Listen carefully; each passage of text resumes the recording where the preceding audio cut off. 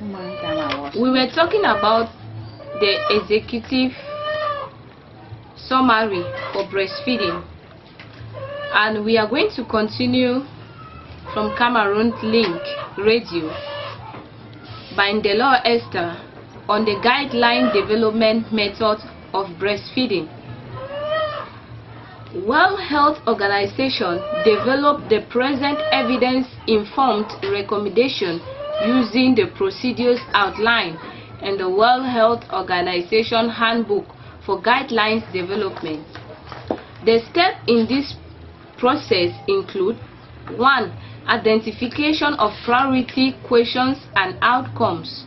2. Retrieval of the evidence. 3. Assessment and sensitizing of the evidence. 4. Formulation of recommendations, including research priorities and planning for. 5. Dissemination. 6. Implementation, equity and ethical consideration. And 7. Impact evaluation and updating for the guideline. The grading of recommendation, assessment, development and evaluation grade method was followed to prepare evidence profiles related to pre-selected topics based up-to-date systematic reviews. In November 2014, a World Health Organization Guideline Development Group reviewed the former guidelines on HIV and infant feeding, and they identified specific questions that should be updated. These questions and clarification related mainly to 1 recommendation, number 2, from the 2010 World Health Organization Guidelines. All other recommendations and principles in those guidelines remain valid, which will be seen on the summary below. For areas where 4 areas were given priority for review: the duration of breastfeeding by mothers living with HIV/AIDS, interventions to support infant feeding practices by mothers living with HIV, what to advise when mothers living with HIV do not exclusively breastfeed. If a mother living with HIV does not exclusively breastfeed, is mixed feeding with ART better than no breastfeeding at all? And what to advise when mothers living with HIV do not plan to breastfeed for 6 months. If a mother living with HIV plans to return to work or school, is shorter duration of planned breastfeeding with ART better than no breastfeeding at all? The Guideline Development Group also suggested examining the implication of recommendation in 2 programmatic areas. What guidance on infant feeding should be provided to mothers living with HIV and to health authorities in conflict or emergency settings? What are the implications of the updated recommendation for monitoring and evaluation?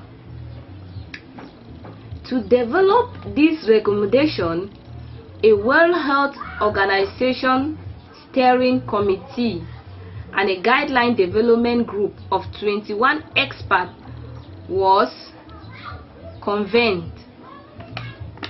Based on the evidence reviews, the World Health Organization steering committee development an initial set of the evidence identified through the systematical reviews using the GRADE method and revised and finalized the guideline recommendation and guideline practice statement. Table 1 and 2 present the final recommendation and guiding practices statement, which were submitted for approval to the WHO Guideline Review Committee. Available evidence: World Health Organization commissioned independent institution to conduct systematic review of the questions identified in the Guideline Development Group scoping meeting. Experts provided technical support to the guidelines process by preparing systematic review, developing additional models, and drafting evidence summaries and grade tables. Guideline Development Group members declared relevant interest, but none was deemed to present a conflict of the interest. This new guideline does not reflect all World Health Organization recommendations related to HIV and infant feeding, but only the areas to which the guideline